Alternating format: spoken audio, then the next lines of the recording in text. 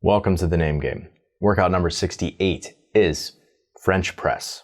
4-time, 50 calorie row, 40 hand release push-ups, 30 box jump overs, 20 single arm devil's presses. So, a few standards. First, the hand release push-up.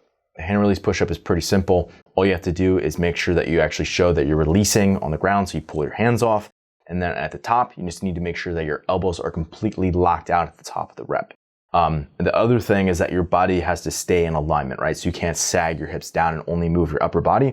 Body has to stay in alignment and you have to lock out at the top of the rep. 30 box jump overs.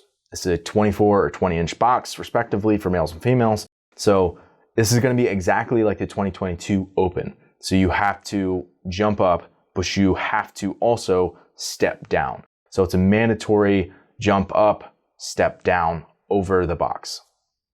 And then lastly is this 20 single arm devil's presses. These, you can switch these as you please, or I guess you really don't have to, right? They're just single arm. You get to decide how you break them up. So I guess technically you could do all 20 with your right arm, but obviously you're gonna choose how you can alternate or trade off, etc. Again, this is a 50-pound dumbbell for males, 35-pound dumbbell for females.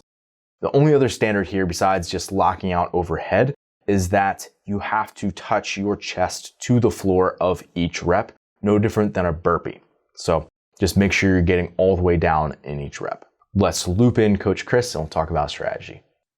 So first impressions of French press is two main ones. One is relative to all the movements in the workout. Obviously, it's the most reps, but you're going to spend most of your time on the row as compared to the other movements, in my opinion. That might be like it's the highest number, but the cycle speed obviously is not as fast as some of these other movements. And then I said this before we hopped on the call, was like, I can't remember the last time I did a hand release push-up in a workout. So it's funny, you even said it's like, oh, sometimes I want to throw something in that like I haven't done in so long or anything like that. And we talked about how this year in quarterfinals bench press came out. Yeah, it is an open movement. Showed up the first year of the Open. I think it was the first year, either 2011 or 2012. It showed up. So and so or even when they did the wall walk, right? That was a new movement to the Open. But I think for people like you and I who can do handstand walks, right? I never did wall walks for volume. Like, why would I do push-ups? I do handstand push-ups. Right. So it's like sometimes it's good to sort of back up because CrossFit HQ tends to do that quite a bit where they're like, oh, you think you're getting too fancy for yourself? Like, oh, we're going to move you back to push-ups. Right. I think especially like an Open, I think the Open could do this because again, the people who are getting through are going to be the right people who get through either way. And from their point of view. Right, like the elites either way are going to get through. So I think this totally could be something like that. Yeah, absolutely. My first impression is I would treat the row as a cyclical buy-in to a more gymnastics workout. Like go hard enough where you're not losing a bunch of time, and it is calories, so it's going to matter a little bit more in terms of your pace versus if it was just rowing for meters.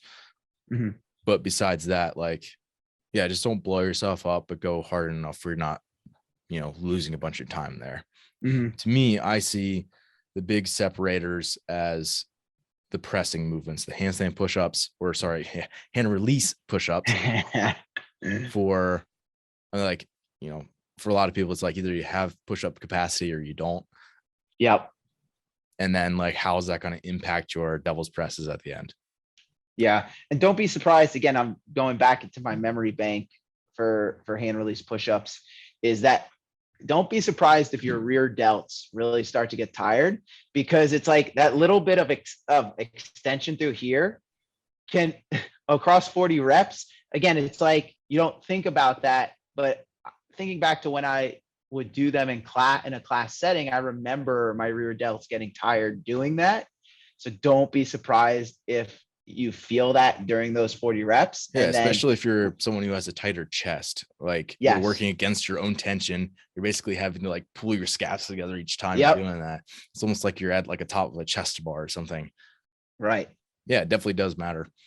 And then on that devil's press, it's single arm, right? And so that's going to be way easier to cycle than if it was a double dumbbell.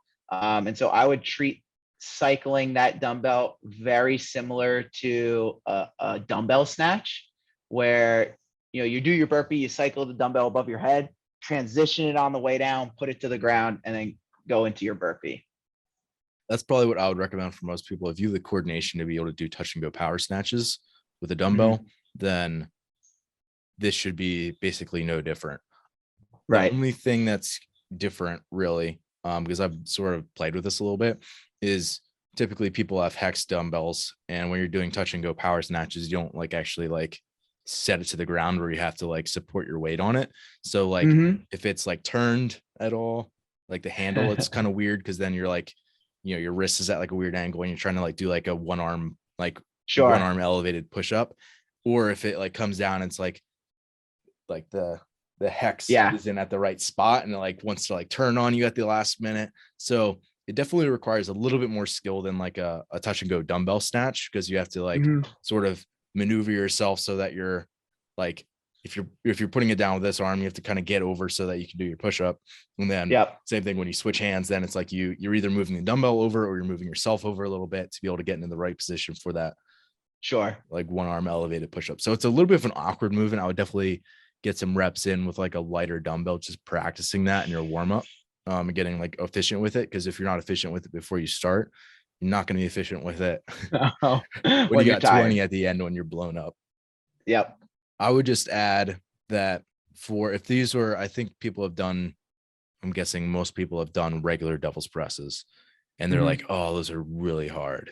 And I'm not saying that these are going to be easy, but you can't assume that, oh, I'm going to be able to make up time at the end. I don't think that's the case here at all. Sure.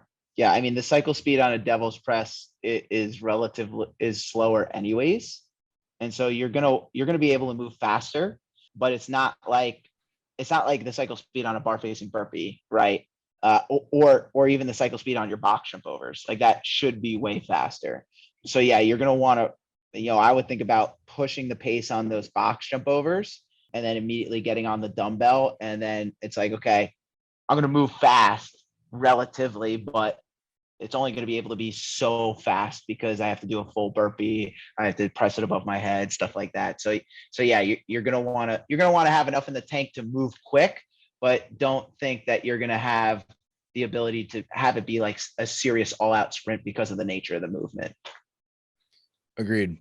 The only thing that I think that you could do to speed it up is, rather than what most people do, and they hike the dumbbell into their hips and then do a kettlebell swing up to the top of the rep.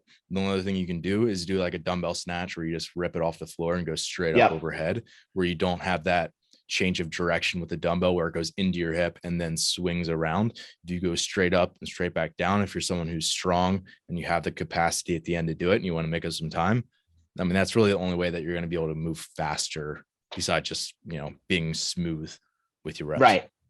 Agreed. And lastly, we encourage as many people as possible to jump in with you and do these workouts. We've got people who want to throw down with you. By all means, encourage them to do that. However, we want everyone to submit their scores, right? So where you're going to go to is zorfitness.com. You'll hit on menu, drop down from the protocol. You'll hit that tab called Name Game. And then you'll go down to the first workout, which should be the newest one. And you're going to click that little green arrow. There you'll be able to enter your name, also with the workout name. That's important because it tags it so it doesn't get lost in the forum later on. But then you obviously are going to put your score or your time, and then you'll submit it. If you click on that little number next to it, you're going to see all the other comments, right? You might actually not be able to view them all. So if you hit view all comments, that's going to take you down sort of a leaderboard where you get to compare scores. And then also your coach gets to help determine where you stack up versus other competitors to be able to determine your individual weaknesses. This is going to be super helpful for us, pretty exciting and engaging for you guys.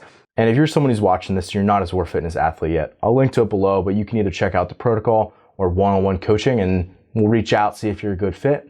And for everyone, best of luck on the workout.